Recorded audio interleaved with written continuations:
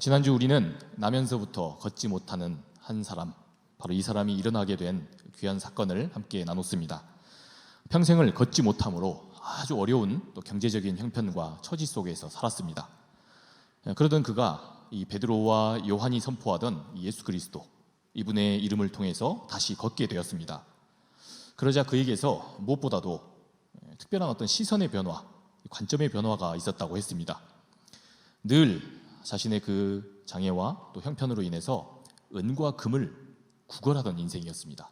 어찌됐든 간에 구걸하던 사람, 그런데 그런 사람이 당장 내게 무엇이 유익이 되는가, 이걸로 언제나 사람을 보고 또 평가하던 사람이 이제는 걸어서 성전에 들어가 하나님께 영광을 올려드리는 그런 인생이 되었다는 겁니다. 오늘은 그 이야기에 이어서 또 귀한 하나님의 또 도전의 말씀, 또 깨달음의 말씀을 우리에게 주십니다. 우리 다 함께 사도행전 3장 11절 말씀을 한번 읽어보겠습니다. 나은 사람이 베드로와 요한을 붙잡으니 모든 백성이 크게 놀라며 달려나아가 솔로몬의 행각이라 불리우는 행각에 모이거늘. 아멘. 이 기적을 체험한 이 사람이 이 성전으로 가서 베드로와 요한을 붙잡았다라고 했습니다. 아마 그는 자기에게서 일어났던 이 놀라운 시선의 변화, 또 놀라운 이 기적과도 같은 자신의 다리가 힘을 얻어서 다시 걸어가게 된 것, 그리고 늘 구걸만 하던 자기가 성전에 들어가게 된 이 모습을 두고 자기도 놀랐던 것으로 보입니다. 그래서 이들이 선포한 그 예수 그리스도에 관해서 좀 더 알고 싶다. 도대체 이분의 이름에 무슨 능력이 있길래 이런 놀라운 역사가 일어나는가? 아마 그래서 베드로와 요한을 통해 예수에 관해서 더 듣고 싶고 알고 싶고 또 배우고 싶었을 것으로 보입니다. 여기에 대한 베드로의 답변은 12절 말씀에 드러납니다. 베드로가 이것을 보고 백성에게 말하되 이스라엘 사람들아, 이 일을 왜 놀랍게 여기느냐? 우리 개인의 권능과 경건으로 이 사람을 걷게 한 것처럼 왜 우리를 주목하느냐? 아멘. 여러분, 베드로는 이 사람에게 일어난 그 기적, 이것을 보고 놀라서 달려온 사람들에게 이렇게 선포를 합니다. 대체 왜 이 일을 이렇게 놀랍게 여기는 겁니까? 그리고 왜 지금 더구나 우리를 주목하고 있는 겁니까? 우리가 선포한 그 예수의 이름, 바로 그 예수의 이름이 기적을 일으켰다는 것, 당신들은 왜 그것을 인식하지 못하고 지금 우리를 주목하는 겁니까? 라고 했다는 겁니다. 왜 우리 개인적인 우리의 능력과 우리의 의지로 이러한 기적을 일으킨 것처럼 여기냐는 겁니다. 여러분, 그렇습니다. 바로 예수의 이름, 오늘 말씀 안에서 바로 이 예수의 능력과 예수님의 그 시선이 기적을 낳았다는 사실을 우리가 결코 잊어서는 안 됩니다. 우리 개인의 의지와 또 각자의 힘으로 우리가 이 세상의 가치관과 이 세상의 질서에서 자유로울 수 있는 게 아닙니다. 여러분, 이 세상의 이치와 질서란 마치 호흡을 해야만 살아가는 사람에게서 공기와도 같습니다. 여러분, 호흡하는 사람이 공기가 없으면 당장 어떻게 됩니까? 금방 죽음에 이르지 않습니까? 여러분, 그러니까 우리가 이 세상에서 갖게 된, 우리가 태어났을 때부터 당연히 그러하다고 배워온 이 세상의 관성도 비슷하다는 겁니다. 우리가 이러한 관점과 세상의 어떤 그런 관성들, 여기에 익숙하게 살아가던 우리의 삶의 관성을 벗어나려면 어떻게 해야 합니까? 우리 개인의 도덕성이나 우리 자신의 부족한 의지에 호소해서는 어렵다는 겁니다. 우리의 능력과 우리의 힘으로는 부족하다는 겁니다. 아마 이것을 적절하게 비유하자면 로켓이 지구상을 떠나려면 어떻게 하죠? 엄청나게 강력한 중력을 이겨낼 만한 그 추진력이 있어야 됩니다. 자신의 몸을 이겨서 또 중력을 이겨서 뻗어나갈 수 있는 추진력이 필요하다는 겁니다. 여러분, 실제로 우리들 자신의 그 한계를 들여다보면 그렇습니다. 그렇다는 걸 우리가 직감적으로 압니다. 여러분, 기본적으로 우리는 삶에 있어서 당장 우리 앞에 놓인 우리들의 이익과 우리의 생존이 먼저일 수밖에 없는 것이 바로 우리들 자신입니다. 특별히 오늘날 이 인간의 본성을 연구하는 이 학자들이 그렇게들 이야기합니다. 특별히 이 부분을 아주 중요하게 여기는 거죠. 존 로크를 시작해서 아마 교육학을 공부하는 분들은 이 로크의 사상도 배울 겁니다. 그런데 이 로크로 시작해서 과거에는 우리 인간의 인간다움을 논할 때 늘 이 교육과 양육을 강조했습니다. 그러니까 인간은 양육되고 교육됨으로 사람 된다는 겁니다. 여러분, 짐승을 아무리 교육시키고 양육시켜봤자 그 상태, 짐승 그대로 상태 유지가 되지 않습니까? 물론 우리네 세상에는 짐승만도 못한 그런 행동을 하는 사람들을 종종 우리가 봅니다. 그러나 어쨌든 인간은 양육되고 또 교육되기에 이르러서 이를 통해서 사람이 사람 된다, 이렇게 학자들이 보았다는 겁니다. 인간을 이해할 때 말입니다. 그런데 최근에는 인간의 본성적 측면도 무시할 수가 없다, 이런 생각이 또 굉장히 중요한 이슈로 화두가 됐습니다. 여러분, 그러니까 인간은 분명 교육을 통해서 사람 됩니다. 이거 분명합니다.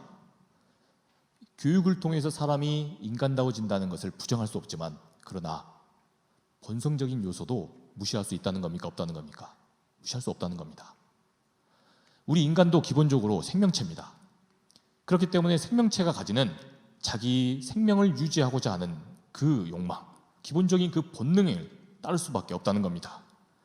그래서 자신의 생존이 위협되면 가장 먼저 인간은 굉장히 이기적으로, 자기중심적으로 자기 생존을 지키고 자신의 본성을 따를 수밖에 없는 그런 형국에 있다는 겁니다. 여러분, 꼭 이런 전문가들의 말을 우리가 들어보지 않는다 할지라도 우리는 알 수 있습니다. 경험적으로 우리들이 우리들 자신과 또 타인을 대하는 우리들의 태도를 보면 알 수가 있다는 겁니다. 여러분, 저와 여러분 어떻습니까? 늘상 우리 자신과 또 타인을 대할 때, 우리 가족을 대할 때 항상 사랑하고 존중하며 배려합니까? 아니면 그 반대입니까? 애쓰고 노력해야 사랑하고 존중할 수 있지, 그 반대가 아니라는 겁니다. 여러분, 우리 대부분의 사람들은 마땅히 그러해야 하니까 또 사랑하는 것도 아닙니다. 여러분, 사람이 하지 말라는 건 더 한다고, 하라 그러면, 사랑하라고 하면 오히려 또 삐딱선을 타는 게 우리지 않습니까? 여러분, 우리 대부분은요, 그래서 내 삶에 그게 유익이 있고 또 이득이 되는 경우만 사랑합니다. 그래서 어떤 철학자는 사랑도 이기주의다, 이타주의는 이기주의다라고까지 이야기를 했습니다. 그만큼 자기를 존중해 줄 사람이니까 사랑한다는 거죠. 여러분, 그리고 또한 우리는 막상 사랑하고 남을 배려하고 좋은 일을 한다고 하면서도 누구 방식으로 합니까? 그 사람 방식을 잘 배려해서 여러분 하는 겁니까? 여러분, 처음부터 우리는요, 타자를 100% 이해한다는 자체가 불가능합니다. 여기 보니까 오늘 우리 청년부에 계시다가 결혼한 커플들이 지금 좀 보이십니다. 결혼해서 지금 같이 계시는데 어떻습니까? 사랑하니까 결혼하니까 자동으로 이게 사랑해지나요? 사랑도 상대방을 배려해서 상대방 방식으로 이게 되는 겁니까? 여러분, 이것은 첨단 AI 지금 막씩 웃고 계시는데 안 된다는 신호로 알겠습니다. 여러분, 이건 첨단 AI를 동원해서까지 소통하고 있는 그런 우리 시대라 해도 별 수 없습니다. 여러분, 사람은 죽을 때까지 자기 인식의 바운더리를 못 벗어납니다. 아무리 사랑하는 사람이어도요, 그 사람의 생각까지도 미치지 못한다는 겁니다. 그러니까 부부가 맨날 싸우고 물베기라고 하는데도 맨날 싸우는 것 아니겠습니까? 그런 의미에서 한 인문학자의 지적대로 사람은 적어도 인식에 있어서는, 그리고 사람을 존중하고 배려하는 데 있어서는요, 죽을 때까지 자폐합니다. 결국 자기 세계에 갇혀서 사랑도 하고 존중도 하고 사람을 배려한다는 겁니다. 여러분, 혹시 젊곤이란 말 아십니까? 젊곤 알아요? 젊은 꼰대. 한마디로 아직 삶의 경험이 많지도 않고 또 대체로 사고가 아주 유연할 법한 그런 젊은 사람인데, 그런데 생각하고 판단하고 사람을 대하는 그런 방식이 지나치게 폐쇄적인 사람, 도무지 다른 사람들과 소통하면서 대화하고자 하지 않는 사람, 그래서 자기중심주의로 꽉 찬 사람, 이런 사람을, 그런데 또 젊은 사람을 젊은 꼰대라고 한다는 겁니다. 여러분, 여하튼 우리는 정말 잘 안 변합니다. 변할 생각도 우리가 쉽게 못 가질 뿐더러 정말이지 우리가 변하려면요, 엄청난 힘이 필요합니다. 우리 안에 있는 그 능력의 한계, 그 인식의 한계부터 깨져야만 변할 수 있는데, 여러분 이게 굉장히 특별한 외부의 힘이 없이는 불가능하다는 겁니다. 우리의 의지와 우리의 도덕성에만 호소해서는 결코 불가능하다는 겁니다. 그래서 오늘 19절 말씀에서 베드로는 이렇게 말씀하고 있습니다. 우리 다 함께 이 베드로의 권면을 보겠습니다. 그러므로 너희가 회개하고 돌이켜 너희 죄 없이 함을 받으라. 이같이 하면 새롭게 되는 날이 주 앞으로부터 이를 것이요. 아멘. 여러분 여기서 아주 중요한 신앙의 원리가 하나 등장합니다. 지금 여기서 너희는 회개하고 돌이켜 죄 없이 함을 받아라 라고 했는데, 여기서 회개라는 단어는 이 메타노이아라는 단어를 썼습니다. 다시 삶을 돌이킨다라는 뜻입니다. 그리고 죄라는 단어는 하마르티아, 이것은 관역으로부터 빗나가다라는 뜻입니다. 여러분 그러니까 쉽게 말해서 우리에게 익숙한 이 세상의 소리, 우리들 자신 안에 있는 그 욕망의 소리들, 욕망의 시선들로부터 돌이켜서 우리 하나님의 뜻을 따라 그렇게 사람을 대하고, 그렇게 한 영혼 한 영혼을 대하고, 또 우리들 자신을 대하라라는 겁니다. 그게 바로 돌이켜 죄사함을 받는다라는 의미가 되는 겁니다. 여러분 그런데 정작 우리가 여기서 진짜 유념하면서 봐야 할 표현이 뭐냐 하면 바로 이겁니다. 여기서 회개하고 돌이켜 죄 없이 함을 어떻게 하라라고 하고 있습니까? 이걸 어떻게 얻으라고 합니까? 네가 네 스스로 회개하고 또 돌이키기도 하고 죄 없이 함을 네 능력으로 이루랍니까? 아니면 죄 없이 됨을 받으라라고 이야기합니까? 여러분 오늘 말씀을 다시 보십시오. 본문을 똑똑히 살펴보면요, 받으랍니다. 네가 네 능력으로 이루라가 아니라 받으라라는 겁니다. 수동태입니다. 우리의 능력으로 욕망의 삶을 돌이키고 세상의 소리를 따르는 것을 우리 힘으로가 아니라 하나님의 뜻을 통해서, 하나님의 능력을 통해서, 하나님 주시는 힘을 통해서 그것 받으라는 겁니다.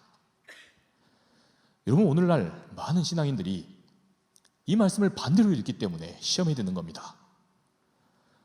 이 받으라를 이루라, 그래서 우리 스스로의 힘으로 이루어야 한다고 생각하기 때문에 우리가 신앙에 있어서 시험에 들게 된다는 겁니다. 여러분 우리가 하나님께 능력을 받아야지만 가능한, 그것도 엄청난 능력을 받아야 가능한 그런 일을 두고 우리 스스로의 힘과 의지로 이것을 이루어야 한다고 생각하니, 이 하나님 뜻을 이루어야 한다고 생각하니, 그러다 보니 어떻게 됩니까? 예수 믿으면 진리가 우리를 자유롭게 하는 경험이 아니라 오히려 나약한 자신만 봅니다. 그래서 늘 무너지고 늘 사랑에 있어서 실패하는 우리들 자신을 보고 늘상 죄책감과 실망감만 갖게 되는 겁니다. 그렇게 살지 못하며 늘 나약하게 무너지게 되는 우리 자신에 대한 실망감만 남게 된다는 겁니다. 여러분 우리가 한번 생각해 봅시다. 진짜 우리 하나님께서 주시는 이러한 놀라운 능력이 없이, 그러니까 사랑할 수 있는 능력이 없이 우리가 우리의 능력만을 의지해서 진짜 우리가 이해관계를 뛰어넘는 그러한 사랑을 할 수가 있는 우리가 그런 존재였던 말입니까? 우리들 자신만의 힘으로 말입니다. 우리가 실제로 하나님을 전제함이 없이, 하나님 살아계심을 전제함, 의지함이 없이 내 가장 곁에 있는 내 가족들로부터, 나 자신으로부터 우리가 서로 사랑을 할 수 있는 그런 존재냐는 말입니다. 여러분 결코 불가능합니다. 우리가 하나님을 의지함이 없이 그렇게 가족의 의미를 읽어내려고 하고 또한 내 힘으로 내 가족들을 사랑하려고 하니까 우리가 어떤 일을 겪는 겁니까? 때로는 가족들을 나 자신도 모르게 내 마음대로 하고 내 뜻대로 움직여주기를 강요합니다. 나를 만나서 살고 있고 또 나한테서 난 자녀니, 그러니 내 뜻대로 하고 살아야지. 우리가 은근히 그러한 기대와 그렇게 움직여주기를 그렇게 바라며 살고 있다는 겁니다. 어떨 땐 자기도 모르게 자기 가족을 자기 마치 소지품처럼, 자기 소유물처럼 자녀도 그렇게 여기고 배우자도 그렇게 여기는 걸 우리가 경험하는 겁니다. 여러분, 그런데 한번 곰곰이 생각해 보십시오. 진짜 우리들 가족이 그런 존재냐 말입니다. 하나님께서 지금 당장 저와 여러분의 가족을 데려가시면 우리는 속수무책 우리 가족을 떠나보내야 합니다. 여러분, 그런 의미에서 우리네 가족도 하나님을 우리 안에 품고 생각해 보면요, 잠깐 맡겨주신 겁니다. 왜 맡겨주십니까?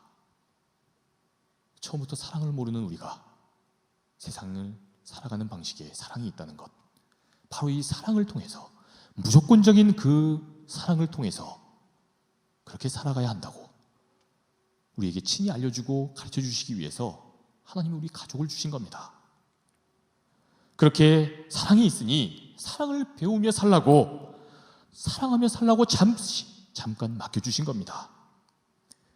그러니 우리가 만일 하나님을 제대로 의식하고 그렇게 가족들을 대할 수 있었더라면 아무리 힘들어도 가족들을 소유물 취급할 수 있습니까? 없습니까? 부모나 배우자를, 또 우리 자녀를 함부로 할 수 있습니까? 없습니까? 지긋지긋한 우리 언니, 동생, 오빠 함부로 할 수 있습니까? 없습니까? 없는 겁니다. 그런데 가족들의 인생도, 때로는 내 인생도 모두가 하나님 거라는 그러한 전제가 없다 보니 때로 가족들과 함께 인생을 자포자기 하고 싶은 그런 마음도 생기고, 그래서 해서는 안 될 일도 우리가 꿈꾸게 되는 겁니다. 내 아이의 인생, 때로 내 배우자의 인생, 내 형제의 인생, 아직 다 그 끝을 본 것도 아닌데 하나님께서 어떻게 반전을 일으키시며 그렇게 이끌어 가실지 모를 노릇인데, 그런데 지금 눈앞에, 자신 앞에 놓인 어두운 상황과 자신의 그 비관적인 시선만 가지고 때로 삶을 동반해서 접어버리기도 한다는 겁니다. 여러분, 또 지금이 어떤 명절입니까? 민족의 대명절, 설이 아닙니까? 여러분, 하나님이 계시다고 여겼다면 우리가 아마 좀 부족하고 우리 뜻대로 잘 안 된다 할지라도 우리가 이것을 감사함으로 받아들일 수 있었을 겁니다. 그런데 내 자식의 문제, 또 대학 입시의 문제, 취업의 문제, 결혼 문제, 또한 직장 생활과 우리들의 결혼 생활의 이 문제들, 우리 하나님을 전제하고 바라봤다라면 때로 내 인간적인 계산과 그 뜻과 달랐다 할지라도 우리가 아마 만족하며 나름 감사하며 살았을 겁니다. 그런데 우리와 우리 가족이 하나님을 믿는다 하면서도 어떻게 봅니까? 내 문제, 내 가족의 문제는 하나님과 별개라고 의식하는 듯합니다. 그래서 이 복된 새해 명절에도 우리가 어떤 말들을 주고받았습니까? 너 결혼은 언제 하냐? 네 곁에 사람은 있긴 한 거냐? 넌 대체 언제 취업할래? 남들 다 직장 잡고 그러는데 너무 제가 그대로 빙의했습니까? 여러분, 제가 청년부를 오래 맡다 보니까 종종 부모님이 상담을 요청해 오시는 경우가 있습니다. 여러분들의 부모님도 이미 저와 상담을 했을지 모릅니다. 여러분 모르게 제가 몰래 상담하고 기도하고 보내드리는데, 여러분, 그런데 우리 부모님들이 공통적으로 하나같이 특징이 있습니다. 뭐냐 하면요, 저한테 상담을 오신 우리 부모님은 자기 자녀의 문제만큼은 관대하지 않으시다는 겁니다. 저는 그렇게 안 보는데 여러분들 부모님은 여러분들에 대해 굉장히 관대하지 않으셔요. 제가 우리 청년들을 신방할 때마다 그 청년들 한 인생 한 인생, 그동안 삶의 족적들을 살펴보면 다들 하나같이 최선을 다해 여기까지 왔다는 걸 제가 보았습니다. 단 한 명의 청년도 물론 때로 실수도 하고 또 아쉬운 선택 속에 후회도 하지만, 그런데 단 한 명의 지체도 최선을 다해 걸어오지 않는 그런 인생길, 그러한 삶을 살아온 청년들 없습니다. 여러분, 그런데 우리 부모님들이 모르시는 지점은 바로 이 지점입니다. 여러분, 최선을 다했어도 결과가 나쁠 수 있습니까? 없습니까? 나쁠 수 있습니다. 최선을 다해도 결과가 안 좋을 수 있다는 겁니다. 여러분, 그런데 그게 바로 인생이고, 그게 우리가 떠들러 보면 우리들의 삶의 실제 모습입니다. 여러분, 우리가 하나님을 믿어도, 하나님이 함께 하시고 동행하시는 삶만에 살아도 우리가 이러한 차디찬 그늘을 인생에서 만납니까? 만나지 않습니까? 만납니다. 여러분, 이걸 만납니다. 여러분, 목사는 안 만날까요? 여러분, 저도 그런 차디찬 그늘 많이 만났습니다. 여러분, 그게 인생입니다.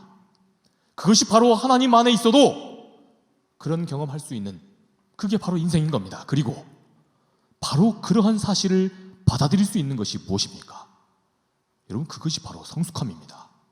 성숙한 사람만이 때로는 하나님이 계시는데도 내게 이런 실패가 있구나, 이것을 받아들일 수 있게 된다는 것을 우리가 알아야 한다는 겁니다. 여러분, 그래서 여러분들이 너무나도 좋은 사람인데도, 그래서 결혼하려 했는데도, 그래서 여러분들이 아직 솔로인 겁니다. 여러분, 이거 여러분들은 웃으시지만 저는 진지합니다. 여러분, 그래서 그렇습니다. 그럴 수 있어요. 열심히 최선을 다해서 공부했는데 취업에 실패할 수 있습니까? 없습니까? 그럴 수 있어요. 더 많이 그러더라고요. 우리는 이미 알고 있습니다. 올 한 해도 목표로 삼았던 것을 열심히 분투하며 공부했지만, 그러나 불합격자가 합격자보다 더 많다는 것을 우리는 그 삶의 공식을 이미 알고 있습니다. 그런데도 우리는 과도하게 때로 절망하고 낙심해서 다시 그것을 시작할 의지조차 때로 잃어버리기도 한다는 겁니다. 여러분, 이처럼 우리 삶의 이 구조에는 우리가 최선을 다했는데도 때로 안 되는 현실이 있습니다. 여러분, 목사는 상담을 하면서 이것을 매번 확인하는데, 그런데 왜 매일같이 사랑한다면서, 그래서 함께 살고 있다고 하는 가족들은 왜 이것을 못 보는 겁니까? 목사보다 더 기대치가 높아서 그런 겁니까? 여러분, 그렇지 않습니다. 제가 만난 우리 모든 청년들, 정말 여러분들은 최선을 다해 여기까지 오셨습니다. 여러분, 때로 목사도 그걸 보면 감동이 돼서 감격스러워서 눈물이 납니다. 그런데 오늘 말씀 앞에 서 있는 여러분들을 보시며 우리 하나님은 어떠실까요? 우리 하나님도 기쁘게 보십니다. 여러분, 괜찮습니다. 그래서 주 안에서 우리가 최선을 다했는데도 내 모습이 지금 이런 상황이라면, 여러분, 그렇다면 우리 하나님께서는 이미 여러분들의 그 삶을 아름답게 보고 계시는 겁니다. 바로 이러한 맥락에서 19절은 이렇게 말씀을 하고 있습니다. 그러므로 너희가 회개하고 돌이켜 너희 죄 없이 함을 받으라. 이같이 하면 새롭게 되는 날이 주 앞으로부터 이를 것이요. 아멘. 다만 이거 하나면 됩니다. 주님, 제 인생에는 주님 없으면 안 됩니다. 제 삶은 주님이 능력을 주셔야 의미 있는 것을 쫓아 살게 되고, 주님께서 함께 하셔야 저는 사람을 사랑할 수도 있습니다. 저 자신도 주님이 계셔야 사랑할 수 있습니다. 우리가 이러한 간절함으로 이 세상의 소리들과 우리들의 그 나약한 의지를 이겨나갈 그러한 힘과 용기를 우리 주님께로부터 받겠다고 하고, 그것을 우리 주님께서 허락하시면 우리에게 어떤 날이 임한다고요? 새롭게 되는 날이 임한답니다. 여기서 지금 새롭게 되는 날, 헬라어 아납스쿠시라는 단어를 썼습니다. 이 아납스쿠시가 뭐냐 하면 회복되고 이완되며 숨통이 트이며 생기를 되찾게 된다라는 겁니다. 한마디로 다시 살아난다는 겁니다. 그러니까 우리가 살고 있어도 다 살아있는 삶이 아니란 뜻입니다. 하나님께서 이러한 능력을 주셔야만 이 험난한 세상에서, 늘상 평가하고 늘상 판단하는 세상에서 우리가 우리 자신과 가족과 우리 이웃들을 사랑할 수 있는 그런 힘을 받아야만 우리가 살아있으면서 동시에 진짜 살아있는 사람, 아납스쿠시의 그런 삶을 살아간다는 겁니다. 여러분, 그래서 20절은 이렇게 말씀합니다. 또 주께서 너희를 위하여 예정하신 그리스도 곧 예수를 보내시리니. 아멘. 사랑하는 여러분, 그래서 우리 하나님께서 어떻게 하신다는 겁니까? 우리와 하여금 그 모델을 보이신다는 겁니다. 바로 예수님을 보게 하신다는 겁니다. 우리 삶의 소망의 근거이자 또한 삶의 목표로서 우리 예수님을 바라보게 하셨다는 겁니다. 반드시 다시 오시겠다 약속하신 그 예수님, 그가 사람을 보고 그가 또 사람을 대하고 만나는 모두를 존귀하게 대하셨던 것처럼 우리도 그분을 따라 그분의 삶을 따라 살기로 다짐할 수 있도록 그렇게 그러한 모델로 예수님을 주셨다는 겁니다. 여러분, 정말이지 저와 여러분들에게 가장 필요한 능력이 과연 무엇입니까? 삶을 진짜 우리답게 살아있으면서 진짜 살아있는 사람으로 살게 하는 능력이 무엇입니까? 바로 이러한 능력인 줄 믿습니다. 가까이 있는 가족조차, 심지어는 나 자신조차도 사랑하기가 쉽지 않은 세상에서 늘 세상의 잣대를 들이대며 그렇게 여유로운 사랑의 눈길로 우리들 자신조차 바라보지 못하는 그런 우리에게 바로 이 아납스쿠시의 그 새로운 날이 임할 수 있기를 우리 주님의 이름으로 축복합니다. 오늘 말씀은 바로 이러한 아납스쿠시가 되는 것, 이 아납스쿠시에 새롭게 되는 것, 이것을 목표로 하되 하나님이 이런 도전을 우리에게 추가로 주십니다. 여러분, 우리가 가까운 가족도 또한 나 자신도 사랑하는 것이 어렵다는 것을 살펴보았습니다. 여러분, 이것도 어려울진데 그러면 가족을 벗어난 이 세상에서는 우리가 어떻게 했습니까? 세상에서 피 한 방울 섞이지 않는 우리의 이웃들, 우리 주변의 타인들을 대할 때는 우리가 어떻게 사랑으로 대할 수 있겠습니까? 그러려면 기적도 보통 기적이 아니라 어마어마한 기적이 일어나야 하지 않겠습니까? 김수현 작가님의 책을 보다가 이분이 소개하는 한 인터넷 글을 알게 되었습니다. 인터넷에 어떤 중국 음식 레스토랑에서 알바를 하던 한 알바생이 있었답니다. 이 청년이 한참 아르바이트를 하고 있는데 손님으로 한 아주머니가 자기의 딸을 데리고 왔습니다. 이 어린 딸에게 이 알바를 하고 있는 자기 자신을 딱 가리키면서 이렇게 말했답니다. 야, 너 공부 안 하면 저 언니처럼 된다. 갑작스럽게 의문의 일패를 당한 이 청년이 너무도 황당하고 화가 나서 굉장히 수치스럽고 열이 받았답니다. 왜냐하면 지금 자신은 명문대를 다니고 있습니다. 그런데 다만 명문대를 다니고 있는 사람으로서 사회적인 경험도 필요합니까? 안 필요합니까? 그 경험이 필요해서 잠시 알바를 하고 있을 뿐이라는 겁니다. 사회 경험을 쌓고자 그렇게 아르바이트를 하고 있는 사람인데 그렇게 생무시를 당했다는 겁니다.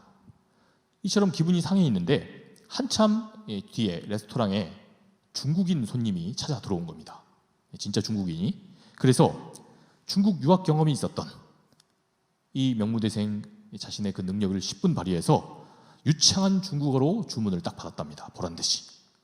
그랬더니 아주머니가 그런 자신을 보면서 통쾌하게도 굉장히 겸언쩍어 했다는 겁니다. 이것이 그 이야기의 전부입니다.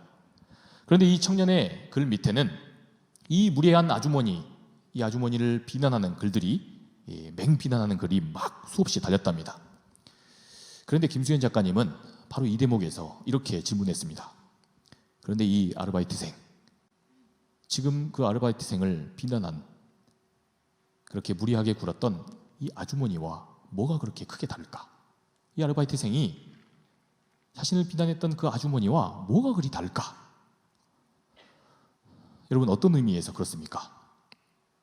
깊이 보면 바로 이 청년의 절절한 그 항변은요, 이 아주머니의 그 무례한 언행에 있는 것이 아니었습니다.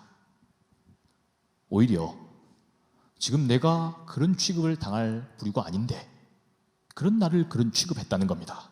여기에 맞춰져 있습니다. 한마디로 자신이 그런 취급을 당했다는 게 억울한 거라는 겁니다.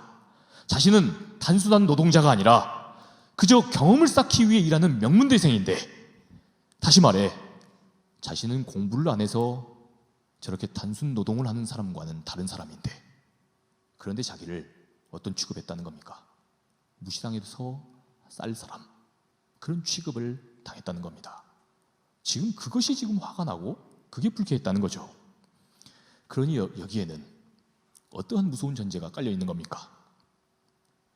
공부를 안 해서 단순한 노동을 하는 사람은 무시당해도 되고 자신처럼 배운 사람은 그럴 수 없다. 이런 무서운 논리가 깔려 있다는 겁니다. 여러분, 그런데 가만히 보면요, 우리도 별반 다르지 않습니다.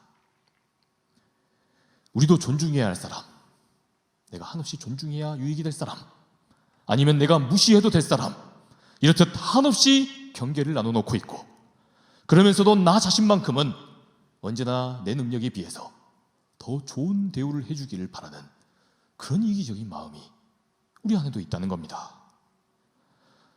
여러분, 어쩌면 이처럼 우리가 이 세상의 이러한 질서와 분위기 속에서 늘 누군가의 인정을 받고자 하면서 또 누군가를 무시하면서 이렇듯 모두가 그러한 눈치를 보며 살아가는 통에 우리네 인생에는 늘상 고단함과 또 고단함 이후에 그런 심리적 박탈감이 있는지도 모르겠습니다. 여러분, 그래서 이러한 현실을 두고 우리 하나님은 이렇게 마지막 21절에 이런 도전을 주십니다. 다 함께 말씀 21절을 읽어보겠습니다. 하나님이 영원 전부터 거룩한 선지자들의 입을 통하여 말씀하신 바 만물을 회복하실 때까지는 하늘이 마땅히 그를 받아두리라. 아멘. 여러분, 하나님의 목표가 뭐랍니까? 하나님의 목표가 만물이 회복될 때까지랍니다. 모든 사람도 아니고 만물이, 하나님 보시고 하나님 만드시고 보시기에 좋았다 하는 그 모든 존재가 다 존중받을 때, 하고못해 굴러다니는 돌멩이 하나도 존중받을 때, 바로 하나님은 그 모두가 아납스쿠시의 삶을 살게 될 때, 그때까지를 목표로 하신다는 겁니다. 여러분, 그렇습니다. 우리에게는 우리 자신이 소중하고 그 다음 우리 가족이고 타자겠지만, 하나님은 그 모든 존재가 당신에게 귀할 수밖에 없습니다. 그러니 우리 하나님의 꿈은 어디까지라는 겁니까?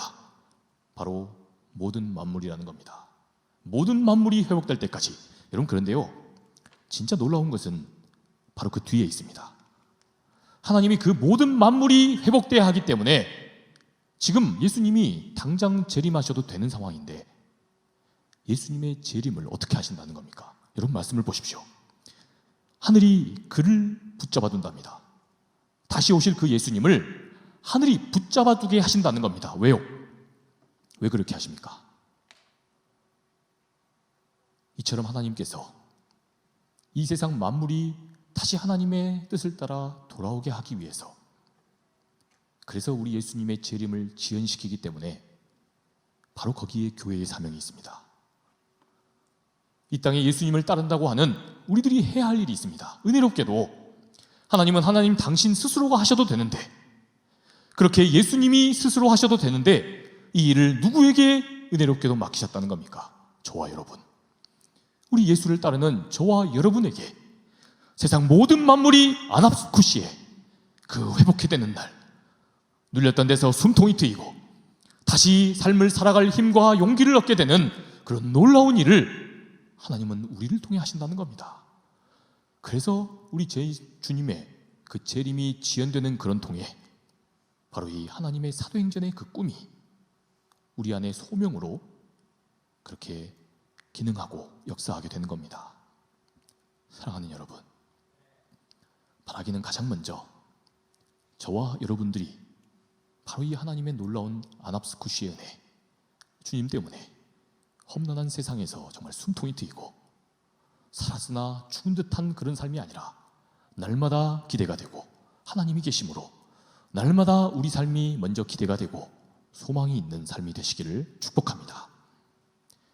그리고 더 나아가서 우리 때문에 우리의 가족이 다시 회복되기 원합니다. 여러분, 우리가 우리 가족을 버리고 그 다른 타인을 사랑한다는 건요, 위선입니다. 우리 가족의 구원이 먼저고 먼저 우리 가족끼리 사랑을 회복하는 것이 우선입니다.